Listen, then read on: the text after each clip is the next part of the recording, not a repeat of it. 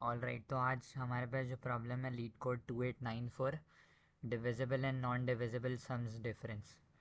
Problem statement आपसे ये कह रही है कि आपको नम वन और नम टू का डिफरेंस रिटर्न करना है। अब नम वन और नम टू हैं क्या? नम वन जो है वो उन तमाम नंबर्स का सम है in the range from 1 to n जो कि डिविजिबल नहीं है m से। और नम टू जो है उन तमाम इंटीजर्स का सम है in the range from 1 till n जो कि डिविजिबल हैं m से। अब इसको सॉल्व करने की एक तो आपके पास वही ब्रूट फोर्स अप्रोच है, वो ये कि आप हर एक नंबर को प्रोसेस करें फ्रॉम 1 till n और आप चेक कर लेंगे क्या करंट नंबर जो है वो डिविजिबल है। अगर तो m से तो आप उसको नम टू में ऐड कर दें, अदरवाइज़ आप उसको नम वन में ऐड कर दें। इस तरह से इन द एंड आप जो है दोनों का डिफरेंस रिटर्न कर दें। अब इसी सेम क्वेश्चन को सॉल्व करने की हमारे पास एक और एफिशिएंट अप्रोच है जिसकी हम लोग आज डेरिवेशन को देखते हैं। अच्छा, फॉर एग्ज़ाम्पल हम लोग एक टेस्ट केस लेते हैं।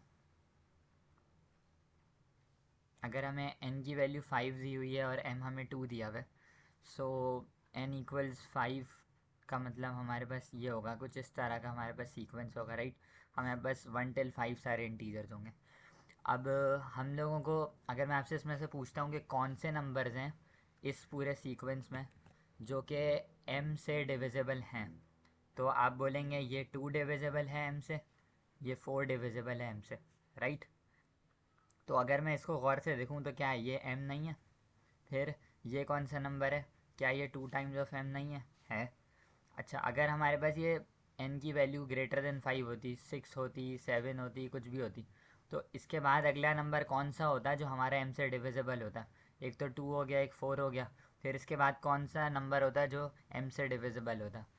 तो होता 6। तो इस केस में हमारे पास m2 है ना, तो उसके पर्सपेक्टिव से बात कर रहा हूँ। फिर उसके बाद कौन सा नंबर आता? 8। तो ये सारे हम लोगों को m के मल्टीपल्स नज़र आ रहे हैं। ये m है, ये 2m है, ये 3 टाइम्स m है, ये 4 टाइम्स m है। अब टिल कहाँ तक जाएगा? k टाइम्स ऑफ m तक चला जाएगा। ठीक है, k जो है वो कोफिशेंट है आखिरी टर्म का। अच्छा, तो अगर मैं बात करूँ इस पूरी सीरीज़ का मैं सम निकालता हूँ तो that would be m plus 2m plus 3m। अब टिल कहाँ तक चले जाएंगे हम लोग? k टाइम्स m तक, राइट। अब मैं इसमें से m कॉमन ले लेता हूँ तो पीछे क्या बच जाएगा? 1 प्लस 2 प्लस 3 अब टिल k, राइट।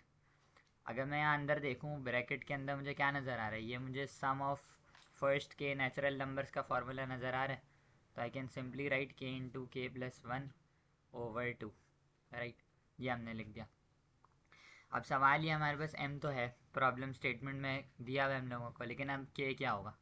ठीक है, तो इसको हम लोग इस तरह से देखते हैं कि अगर हम वही वाला टेस्ट केस लेते हैं 1 2 3 4 5, ठीक है, और m हमारे पास था 2, राइट। अब आप मुझे बताएं कि इसके अंदर कितने नंबर्स हैं जो कि डिविजिबल हैं m से।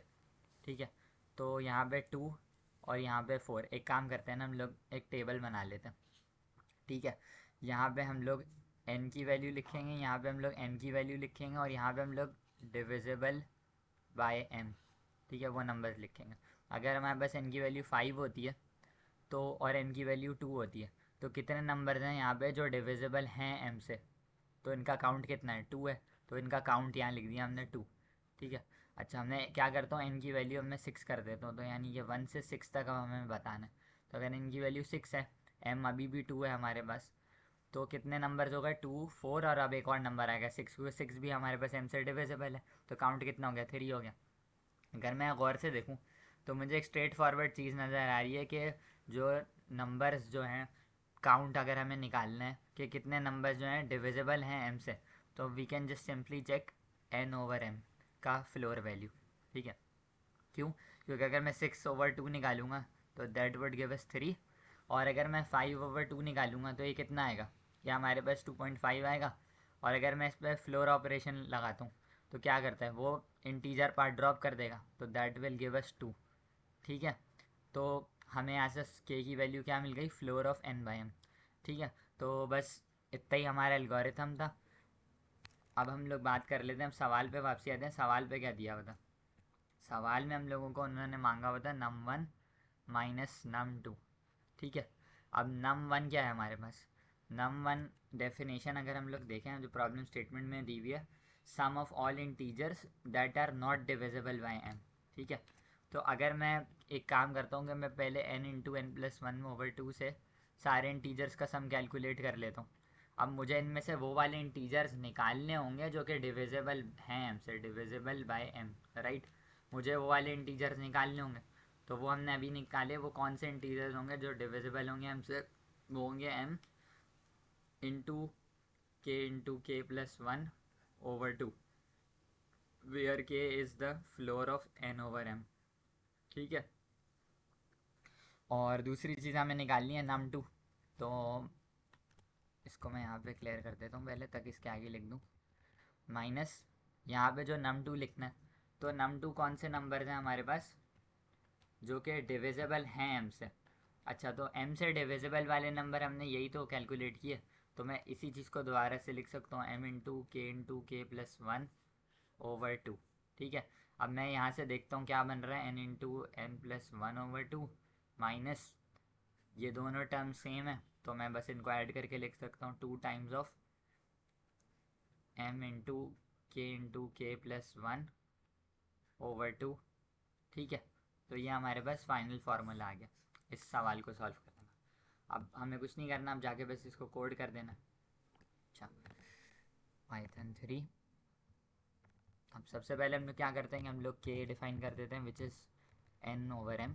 ठीक है, अगर हम लोगों को पाइथन में आपका इंटीजर डिवीजन निकालना है या हम लोगों को फ्लोर निकालना है, तो हम लोग ये डबल डिवीजन ऑपरेटर यूज़ करते हैं।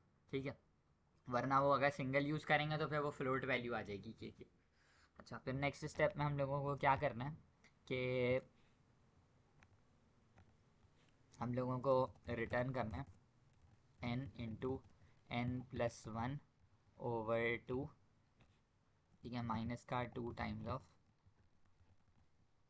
के into m into k into k plus one over कितना 2, राइट। ठीक है, रन करके देख लेते हैं इसको।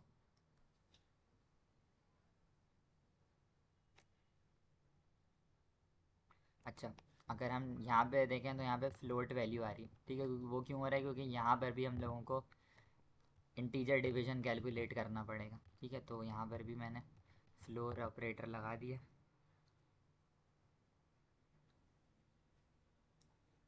ठीक है, अब इसको रन कर लेते हैं, होपफुली इट विल पास।